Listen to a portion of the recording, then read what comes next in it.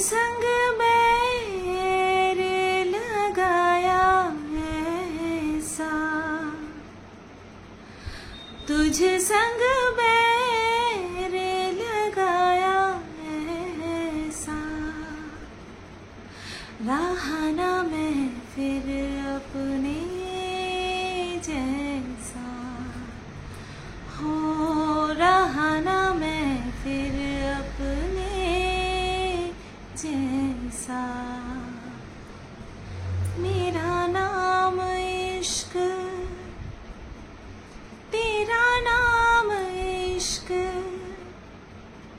मेरा नाम इश्क, तेरा नाम इश्क, मेरा नाम इश्क, तेरा नाम इश्क, मेरा नाम तेरा नाम, तेरा नाम इश्क, ये लाल इश्क, ये बलाल इश्क, ये गैर इश्क, ये बैर इश्क, इश्क इश्क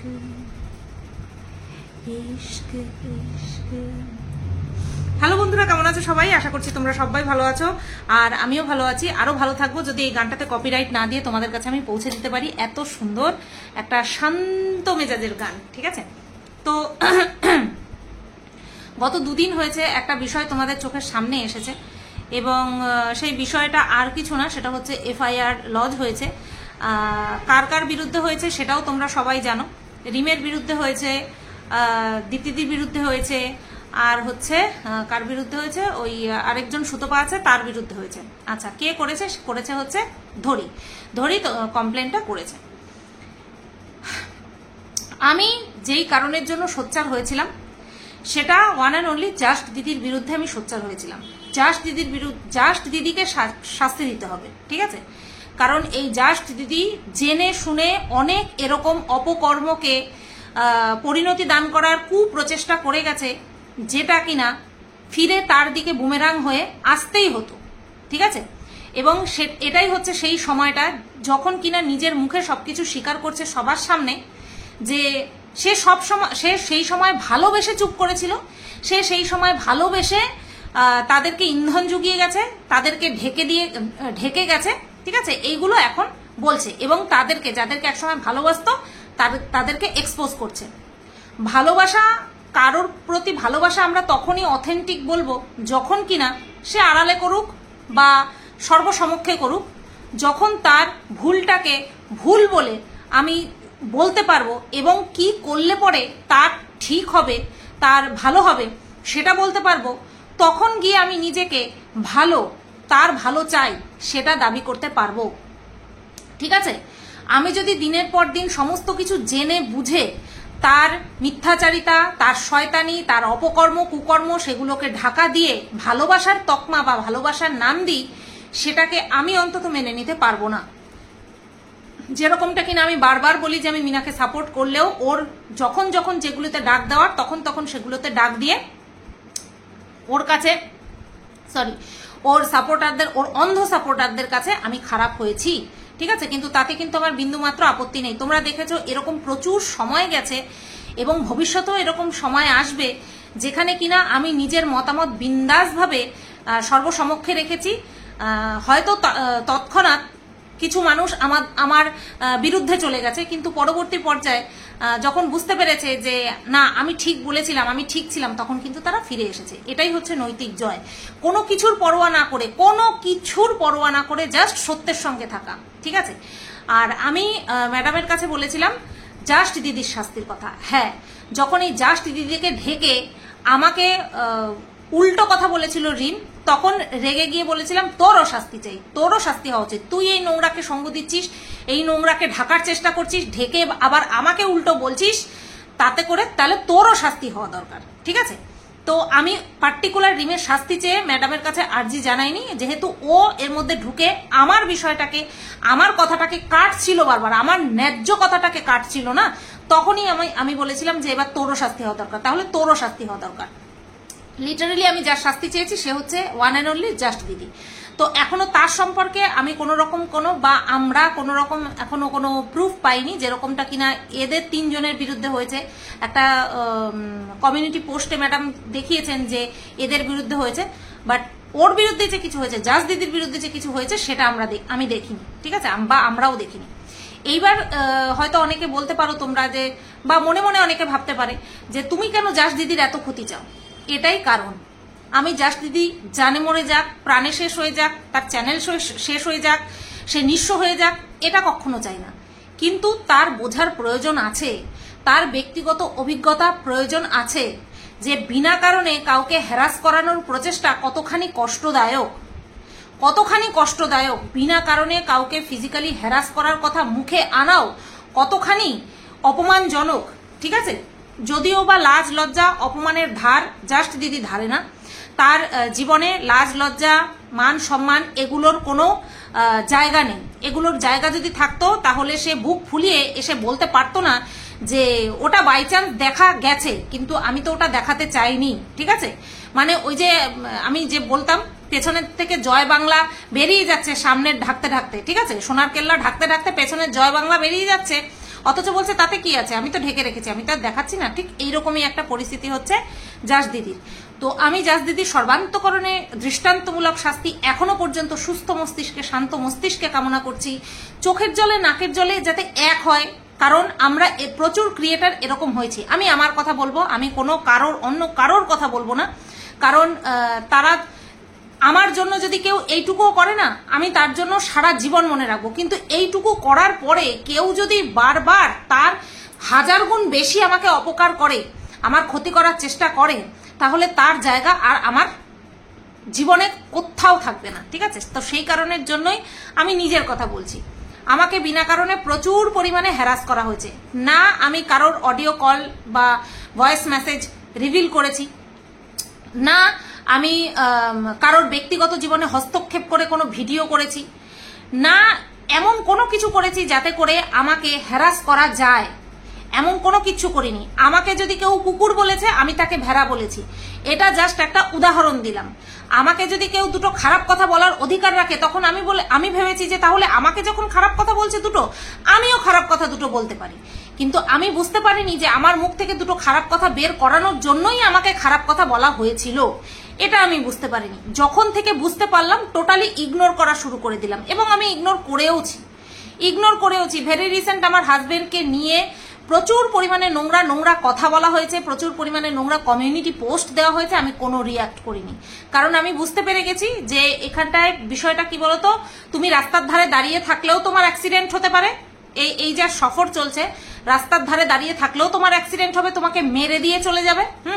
আবার তুমি রাস্তার মাঝখান দিয়ে চললে পরে তোমার অ্যাক্সিডেন্ট হওয়া অবশ্যম্ভাবী, তুমি সাইড দিয়ে চললে পরেও তোমার অ্যাক্সিডেন্ট হওয়া অবশ্যম্ভাবী, তুমি ঘরে বসে থাকলেও তোমার মাথার উপর ছাদ ভেঙে পড়বে, সেই দুর্ঘটনা ঘটাটাও অবশ্যম্ভাবী। অর্থাৎ তুমি যেই পরিস্থিতিতে যেখানেই থাকো না কেন, তোমার ক্ষতি করার যদি কেউ মনোবাসনা নিয়ে থাকে, তোমার ক্ষতি করেই ছাড়বে, ঠিক আছে। তো এইরকম একটা পরিস্থিতিকে, এইরকম একটা কুমনোবাসনাকে পরিণতি দান করার জন্য আমাদের এই জাস্ট দিদি কিন্তু প্রচুর পরিমাণে একেবারে নোংরা নেগেটিভ ভূমিকা পালন করেছে, ঠিক আছে। নোংরা নেগেটিভ ভূমিকা পালন করেছে। সে চাইলে বোঝাতেই পারতো যে না এরকমটা ঠিক হচ্ছে না, এগুলো ঠিক হচ্ছে না, আমরা এই করতে আসিনি। তখন তারস্বরে চিৎকার করে করে নিজেদেরকে সৎ, তারপরে হচ্ছে পবিত্র আত্মা, এসবের তকমা দিয়ে কিছু ক্রিয়েটারকে, তার মধ্যে আমি ইনক্লুডেড রয়েছি, আমাদেরকে ভিলেন, ক্রিমিনাল, আসামি, দাগি আসামি এই সমস্ত সাব্যস্ত করার চেষ্টা একেবারে মানে ভীষণ পরিমাণে শুরু হয়েছিল, ঠিক আছে। তো যাই হোক, এই কারণের জন্যই আমিও চাই, এবং আমি শেষ দিন পর্যন্ত চাইবো, যতক্ষণ না পর্যন্ত দেখছি ততদিন পর্যন্ত আমি চাইবো যাতে করে জাস্ট দিদি দৃষ্টান্তমূলক শাস্তি হয়। কারণ জীবনে প্রত্যেক কিছুর অভিজ্ঞতা হওয়া আমাদের প্রয়োজন আছে। এইবার যাদের সাথে এক্সট্রা করে হয়েছে, কোথাও না কোথাও তারাও সেই কর্মটা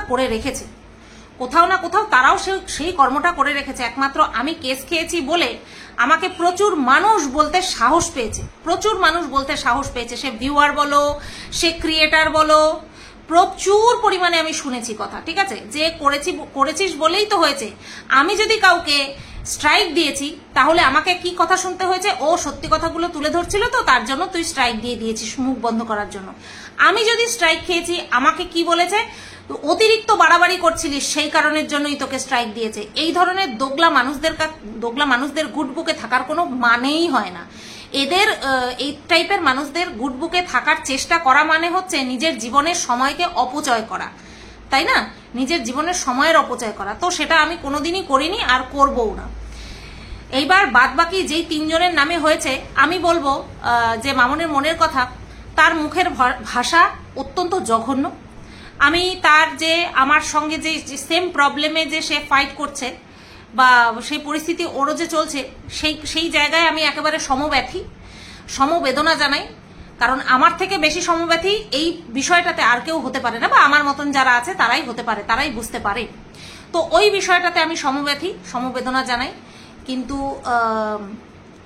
কেউ উস্কালো আর কারোর উস্কানিতে কাউকে নাস্তানাবুদ করতে চলে গেলাম, কারোর মিটআপ ভঙ্গ করতে চলে গেলাম, তাকে প্রশ্ন জালে জর্জরিত করে নিচু দেখানোর চেষ্টা করলাম, সেগুলোকে আবার ক্যামেরাবন্দি করে ভুলভাবে মানুষের সামনে প্রতিপন্ন করার চেষ্টা করলাম। সবকিছুই না লিখিত থাকে, সবকিছুই লিখিত থাকে। আজকে দক্ষিণেশ্বরের মতন পবিত্র জায়গায়, যেখানে আমি পরিষ্কার ঘোষণা করেছিলাম যে আমি মিটআপ রাখছি, আমাকে কিছু মানুষ কমেন্ট করেছিল যে ওখানটায় প্রশ্ন করতে চাই। তখন আমি বলেছিলাম আমি প্রশ্ন উত্তরের আখাড়া করতে যাচ্ছি না, ওখানে আমি মিটআপ করতে যাচ্ছি, মিটআপ রাখতে যাচ্ছি। তো দক্ষিণেশ্বরের মতন পবিত্র জায়গায় কে কি করেছে কি না করেছে সেটা তোমরা সবাই জানো, কিন্তু তারপরেও আমার মিটআপকে সফল করা থেকে আটকাতে কেউ পারেনি, ঠিক আছে? তো সেই নোংরা প্রচেষ্টার যে উদ্যোক্তা শুধুমাত্র সেই যে দোষী তা কিন্তু না, তাকে যারা সঙ্গ দিয়েছে তারাও সমপরিমাণের দোষী। কারণ কেউ যদি না আসতো, সে নির্লজ্জের মতন লেজ গুটিয়ে অন্য কোনো জায়গায় গিয়ে হয়তো লাইভ করে বলতো এই তো আমি তো জাস্ট দেখছিলাম, আমি তো জাস্ট এই করছিলাম। কারণ সমস্ত পরিস্থিতিকে ঘুরিয়ে আবালের মতন প্রেজেন্ট করতে সে একেবারে সিদ্ধহস্ত। জানে কেউ বিশ্বাস করে না, সবাই দোগলা বলে, লাক্ষর বলে, তারপরেও সে সেই চেষ্টা করে। কিন্তু যারা সঙ্গ দিয়েছে তারাও তো সমদোষে দুষ্ট, তারা প্রত্যেকে সমদোষে দুষ্ট। আমি একটা ভালো কাজ করতে যাচ্ছি, আর যারা গেছিল তারা কেউ কিন্তু ব্লগার নয়। যে সমস্ত ক্রিয়েটাররা গেছিল তারা কেউ ব্লগার ছিল না, তারা সকলে কন্ট্রোভার্সি ক্রিয়েটার ছিল। তাহলে তারা নিজেদেরকে কোন দিক থেকে সাধু মনে করার চেষ্টা করেছিল? যে আমাকে প্রশ্ন উত্তর করতে গেছিল? ওটা কি কোর্ট চত্বর যে আমাকে প্রশ্ন উত্তর করবে? পরিষ্কার বাংলা ভাষায় মিটআপ রেখেছিলাম, একটা সাক্ষাৎকার রেখেছিলাম, তো সেখানটাতে প্রশ্ন উত্তর করার কোনো জায়গা ছিল না। তো সেখানেও যারা গেছিল তার মধ্যে দীপ্তিদি ছিল। তো তার যেই রূপ আমি দেখেছিলাম পরবর্তীকালে লাইভে, কারণ আমি ডাইরেক্ট ফেস টু ফেস আমি তাকিয়ে দেখার চেষ্টা পর্যন্ত করিনি, কারণ আমি আমার মতন ছিলাম, আমি আমার মতন রিলস বানিয়েছি। দর্শক যারা আর কি, হ্যাঁ দর্শক যারা গেছিল তাদের সাথে আমি রিলস বানিয়েছি, হেসেছি, খেলেছি, তারপরে কি যেন বলে কেক কাট করেছি, কারণ আমার সেদিন জন্মদিন ছিল। প্রচুর পরিমাণে আড্ডা মেরেছি, ফটো তুলেছি, খাওয়া দাওয়া করেছি। তো সমস্ত নেগেটিভ যারা গেছিল তাদের দিকে আমার ফিরে তাকানোর সময় পর্যন্ত ছিল না।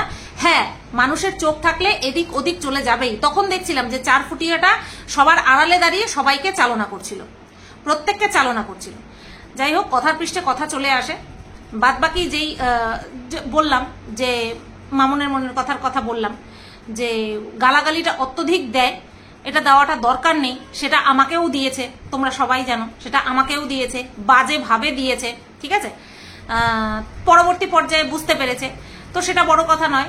আমরা যখন যেটা করে ফেলি তখন ভাবি যে পরবর্তীতে ভালো কাজ করলাম, আগের লেখনীটা হয়তো মুছে গেছে। না, আগের লেখনীটা আমরা স্লেট থেকে বা রাবার দিয়ে ঘষে মুছে ফেললে পরেও ভগবানের খাতার মধ্যে কিন্তু থেকে যায়। তুমি ভালো কাজ করছো সেটা ঠিক আছে, কিন্তু তুমি যেটা খারাপ কাজ করেছো সেটা ওই ভালো কাজ দিয়ে ঢাকা যাবে না। ওই খারাপ কাজের জন্য তোমাকে শাস্তি পেতেই হবে। সেটা জীবনের মানে পৃথিবীতে প্রত্যেকটা জীবের ক্ষেত্রে, এবার জীব অর্থাৎ আমি মানুষের ক্ষেত্রেই বলছি, কারণ মানুষ ব্যতীত কুকুর, বিড়াল, ছাগল বা যত জন্তু জানোয়ার আছে তারা কিন্তু পাপ করে না। পাপ একমাত্র মানুষ করে, জেনে বুঝে পাপ শুধুমাত্র মানুষ করে। আর কুকুর, বিড়াল এগুলো যারা করে তারা হচ্ছে ইনস্টিংক্ট দ্বারা পরিচালিত হয়, ঠিক আছে, তাড়নার দ্বারা পরিচালিত হয়। একমাত্র মানুষই বিচার, বুদ্ধি, বিবেচনা এইসব সব কিছুকে সাইডে রেখে অন্ধের মতন পাপ কাজ করে, ঠিক আছে? এবার কেউ কম করে, কেউ বেশি করে।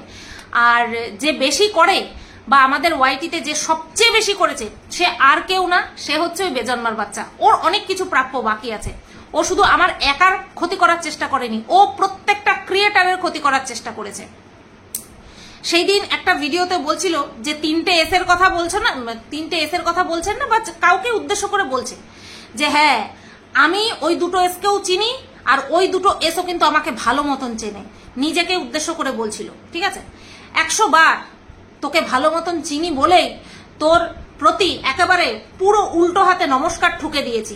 জিন্দেগিতে আর কোনোদিনও, একবার যেই ভুল করেছি আর সেই ভুল কোনোদিনও করব না, জিন্দেগিতে আর করব না। একবার না দুবার ভুল করেছি, আর কোনোদিনও করব না। একবার, দুবার, 3বার, অনেক হয়ে গেছে।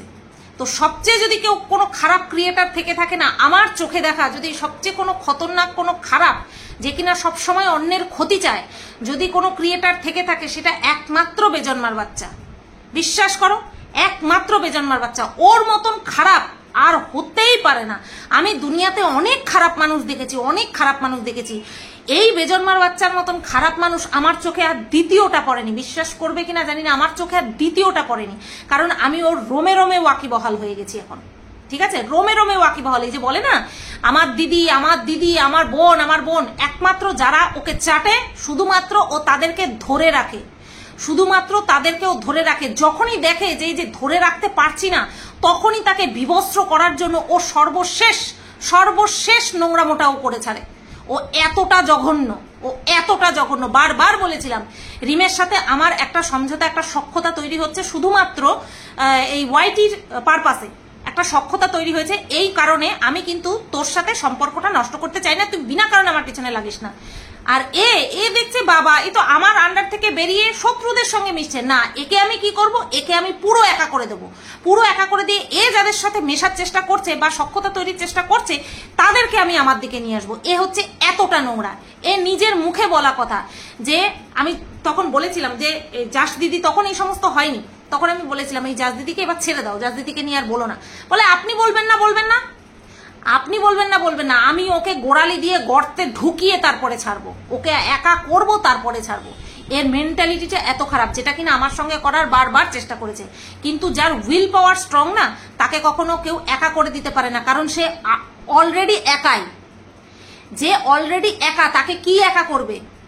এর হচ্ছে স্বভাব শিয়ালের মতন, কুকুরের মতন ঝুন্ড নিয়ে চলা। দেখো না আমার মিটআপে কি করেছে, দেখো না, ভয় পেয়েছি, লাইভের পর লাইভ করেছে, আমাকে পচা ডিম টমেটো ছুঁড়ে মারবে, ভয় পেয়েছি, এক্স্যাক্ট ডেটে এক্স্যাক্ট টাইমে পৌঁছে গেছি। আর কি করবি তুই? তোর ক্ষমতা আমি জানি, সামনাসামনি দেখে নেব তোর ক্ষমতা আমি। ঠিক আছে, সারা ওয়াইটি দেখেছে ওর ক্ষমতা কি। ঠিক আছে, আর সবচেয়ে বড় হাস্যকর কথা হচ্ছে, যতই ও ঢাকার চেষ্টা করুক না কেন, যেই সমস্ত দিদিরা ওকে একদম উৎসাহ দিয়ে গেছে, সেই সমস্ত দিদিরা পেছন ঘুরে মুতে দিয়েছে, সামনাসামনি মতেনি, পেছন ঘুরে মুতে দিয়েছে। বুঝতে পারলে তো? তো এই কথাগুলো কেন বলছি? দীপ্তিদি একটা ভিডিওতে নাকি এখন আমাকে সু বলে ডাকা শুরু করেছে।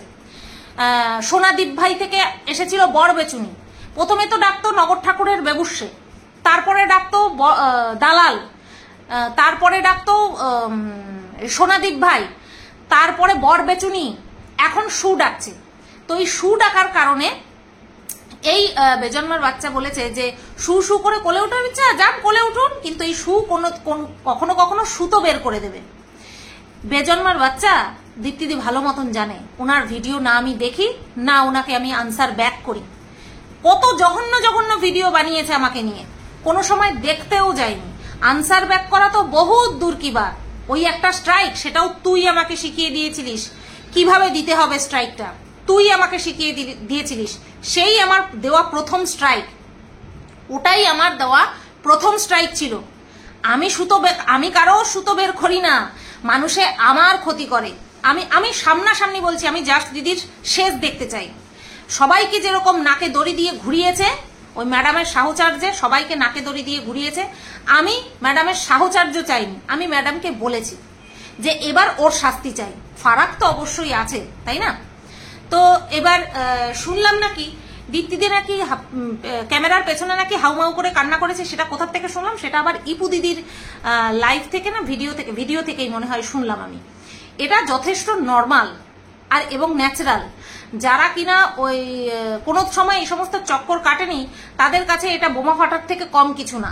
ঠিক আছে, কেউ হয়তো নিজেকে ধরে রেখে মানে কি বলে ওটাকে শান্তভাবে ক্যামেরার সামনে প্রেজেন্ট করছে, আবার কেউ হয়তো ক্যামেরার সামনে শান্তভাবে প্রেজেন্ট করছে বাট পেছনে পেছনে হয়তো ভেঙে পড়েছে। তো এটা হওয়াটা বড্ড স্বাভাবিক। এটা হওয়াটা বড্ড স্বাভাবিক। এতে কোনো কিছু মানে আমি এক্সট্রা কিছু ভাবি না বা লজ্জার কিছু আমি দেখি না। শুধু খারাপ কি লাগে বলতো, যখন আমার সাথে এরকম হচ্ছিল একের পর এক আমার বিরুদ্ধে যখন এরকম কিছু করছিল, তখন এই দিদি বলছিল ইনকাম করছিস না, কর, সব বেরিয়ে যাবে, সব বেরিয়ে যাবে, কিচ্ছু ধরে রাখতে পারবি না। এবং ইপু দিদিও এই কথাটা বলেছে, সব বেরিয়ে যাবে, তুই ইনকাম করছিস না, সব বেরিয়ে যাবে, কিচ্ছু ধরে রাখতে পারবি না, যেরকম আয় করছিস সেরকম বেরিয়েও যাবে। আমরা নিজেদের অকাত, নিজেদের ক্ষমতা ভুলে গিয়ে এমন এমন কথাবার্তা বলি, এমন এমন আচার আচরণ করি, যেন মনে হয় আমরাই সৃষ্টিকর্তা, আমরাই সৃষ্টিকর্তা, ব্রহ্মা বিষ্ণু মহেশ্বরের মতন আমরা এক একজন আচরণ করা শুরু করে দিই, তাই না? আমি শুধু বলি ওপরে একজন আছেন, উনি দেখে নেবেন, উনি সবটা দেখে নেবেন। তাই এই যে বলা যে পয়সা বেরিয়ে যাবে, আজকে ইপু দিদির হয়তো কেস কামারির দিক থেকে হয়তো বেরোবে না, হয়তো অন্য কোনো দিক থেকে বেরোচ্ছে যেটা কিনা আমাদের বলছে না, বা হয়তো বেরোবে ভবিষ্যতে। কারণ যেই কারণে আমার বিরুদ্ধে আমাকে হ্যারাস করার জন্য ইপু দিদি কাজটা করেছে, তার 10 গুণ বেশি ইপু দিদি নিজে করে রেখেছে, তার 10 গুণ বেশি ইপু দিদি নিজে করে রেখেছে, এবং সে সেটা জানে। একটা বাচ্চা, সে তাকে শিখণ্ডী করে এই সমস্ত করার কোনো মানে ছিল না, কিন্তু তারপরেও সে করেছে, ঠিক আছে, তারপরেও সে করেছে। আমরা বললাম না নিজেদেরকে অনেক কিছু ভাবি, তো আমি এরকম কোনো কিছু ভাববও না। করার হলে অনেক আগেই করতে পারতাম, যদি কিছু করার হতো অনেক আগেই করতে পারতাম, বাট না, আমার করার কিছু দরকার নেই। যা হওয়ার না আপনা আপ হবে, এমনি এমনি হবে। আর এই কারণের জন্যই মুখিয়ে রয়েছি সেই সব দিনগুলোর জন্য যারা কিনা অন্যকে হ্যারাস করে, নিজেরা সমদেশে দুষ্ট হয়ে অন্যকে হ্যারাস করে যখন উল্লাস করে না, যখন প্রভাব দেখায় কতখানি প্রভাবশালী, বলেছিলাম না করে দেখিয়েছি, বলেছিলাম না করে দেখিয়েছি, অথচ তার থেকে 10 গুণ বেশি যে নিজে করে রাখে, তার মুখে কি এইসব কথা ভগবান মেনে নেবেন? ভগবান মেনে নেবেন না। ভগবান যেভাবে দেওয়ার ঠিক দেবেন, ঠিক দেবেন। শুধুমাত্র ভগবানের কাছে প্রার্থনা করি যাতে নিজের চোখে দেখতে পাই, নিজের চোখে যাতে দেখতে পাই, এবং যাতে আত্মার শান্তি করতে পারি। নে যে বলেছিলিস না, বলেছিলিস তো, নে দেখ এবার কেমন লাগে, এবার কেমন লাগে, এইটুকুই শুধু চাই। তো চলো, এই কেস সংক্রান্ত বিষয় নিয়ে কোনো রকম কোনো উল্লাসের কোনো জায়গা নেই। শুধুমাত্র একটাই কথা, যে ঘুটে পড়ে গোবর হাসে, এই জিনিসটা কখনো করতে নেই। আমি আজ 2 বছর ধরে প্রচুর শুনেছি, ইভেন রিমের সঙ্গে কথা বলেছি বলেও এই কথাই আমাকে শুনতে হয়েছে যে ভিন রাজ্যে যেই কেসটা চলছে সেই কারণের জন্যই নাকি, সেটা সালটানোর জন্যই নাকি আমি রিমের সঙ্গে সখ্যতা তৈরি করেছি। আর এটা অন্য কেউ না, এটা খোদ নিজে দীপ্তিদি বলেছে। দীপ্তিদিকে তো আমি আপনি বলে সম্বোধন করেছিলাম, তার পরিবর্তে কি বলেছে আমাকে, পুনরায় নোংরা নোংরা ভিডিও করা শুরু করেছে, যাকে নিয়ে আমি নোংরা কথা, নোংরা ভিডিও করিনি। বললাম না, সব উপরে বসে একজন দেখেন, শুধু আগে আর পরে। আমার প্রাপ্য শাস্তির কথা নিয়ে সবাই বলে, আরে ঐতিহাসিক লাইভ, আরে ঐতিহাসিক ভিডিও, আরে ঐতিহাসিক ইনসিডেন্ট, তাই না, ঐতিহাসিক মিট আপ, কত কি মানুষে বলে। দেখা যাক এবার কি হয়, এবার কি হয়। বলে না, এক একজনের কোর্স কমপ্লিট হয়ে যায়, বাদ বাকিরা এবার পরে আসছে, এবার আসছে। হওয়া উচিত, বোঝা উচিত যে অন্য কেউ একে তো কেস খেয়েছে, তারপরে সে কারণে হোক বিনা কারণে হোক সেটা পরবর্তী বিষয়, সেটা পরবর্তী বিষয়। আমরা সবাই যে সব কিছু জানি বুঝি, কিন্তু তৎকালীন যেই হ্যারাসমেন্ট, তৎকালীন যেই financial harassment, mentally harassment, physically harassment, সেটা তো ভোগ করতে হয়েছে না, সেটা তো ভোগ করতে হয়েছে। তো প্রচুর শুনেছি, আমি প্রচুর শুনেছি, তাই বলে কি এখন উল্লাস করব না? আমার শুধু একটাই বক্তব্য, প্রত্যেকের ইন্ডিভিজুয়ালি ব্যক্তিগত পার্সোনাল এক্সপিরিয়েন্সের প্রয়োজন আছে, আর সেটা হওয়া উচিত। চলো, সবাই ভালো থেকো, সুস্থ থেকো, টাটা।